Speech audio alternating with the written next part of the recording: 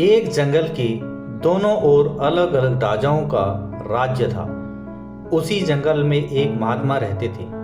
दोनों राजा उन्हें अपना गुरु मानते थे।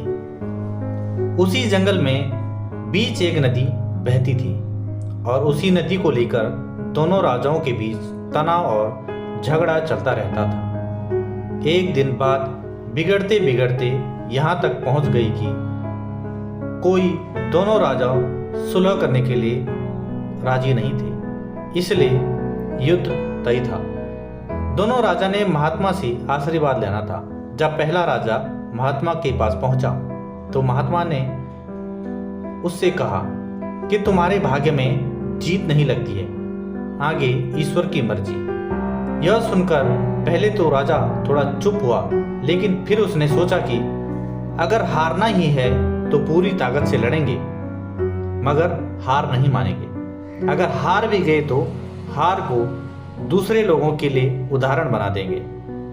और दूसरा राजा भी आशीर्वाद लेने महात्मा के पास आ गया। महात्मा ने कहा, भाग्य तो तेरे पक्ष में लगता है। राजा तो ये सुनकर खुशी से भर गया। जब वापस लौटा तो निश्चित हुआ कि जैसे उसने युद्ध जीत लिया। धीरे धीरे रात और दिन बीते और फिर युद्ध का दिन आ गया। दोनों राजाओं की सेना युद्ध के मैदान में जमा हो गई और लड़ना शुरू कर दिया। एक तरफ की सेना यह सोचकर लड़ रही थी कि चाहे किस्मत में हार लिखी हो, परंतु हम हार नहीं मानेंगे। वही दूसरी तरफ की सेना यह सोचकर लड़ रही थी, जीतना तो हम ही हैं, तो फिर डरना कैसा।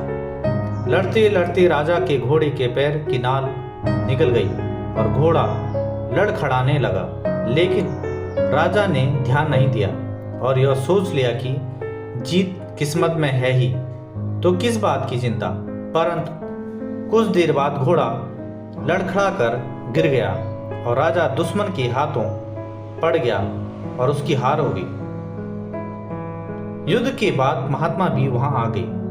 दोनों ही राजाओं को ये जानने की उत्सुकता होने लगी कि आखिर किस्मत का लिखा कैसे बदल सकता है। राजाओं ने महात्मा से पूछा और महात्मा मुस्कुराकर बोले कि किस्मत का लिखा नहीं बदला, किस्मत अपनी जगह बिल्कुल ठीक है। उन्होंने जीतने वाले राजा की तरफ इशारा करते हुए कहा, अब आपको ही देख लो राजन, अपनी हार के बारे में सुनकर आपने दिन रात कर दिया, सब कुछ भूलकर जबरदस्त तैयारी की, खुद हर बात का ख्याल रखा, जबकि पहले आपकी योग्यता सेनापति के दम पर युद्ध लड़ने की थी। फिर महात्मा ने हारने वाले राजे से कहा, आपने तो युद्ध से पहले ही जीत का जश्न मनाना शुरू कर दिया था। आपने तो अपने घोड़े की नाल तक का ख्याल नहीं रखा, तो फिर इतनी बड़ी सेना को कैसे संभाल पाते। हुआ वही जो किस्मत में लिखा था, भाग्य नहीं बदला, पर जिनके भाग्य में जो लिखा था उन्होंने खुद ही अपना भाग्य बदल दिया। फिर बेचारा भाग्य भी क्या करता। दोस्तों, भाग्य लोहे की तरह वही खिंच कर जाता है जहां कर्म का चुंबक लगा हो।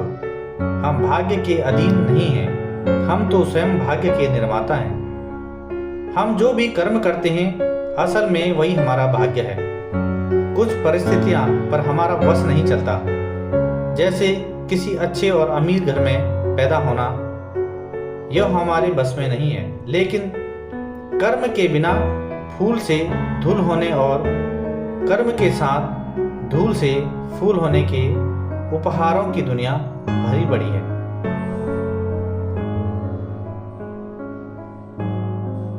दोस्तों, आपको हमारी आज की कहानी कैसी लगी, इसको कमेंट में जरूर करना। अगर आप हमारे चैनल पर नए हैं तो सब्सक्राइब, लाइक, शेयर करना न भूलना। हम जल्द ही हाजिर होंगे आपके लिए एक शानदार कहानी के साथ। तो देखते रहे वीडियो। Thanks for watching.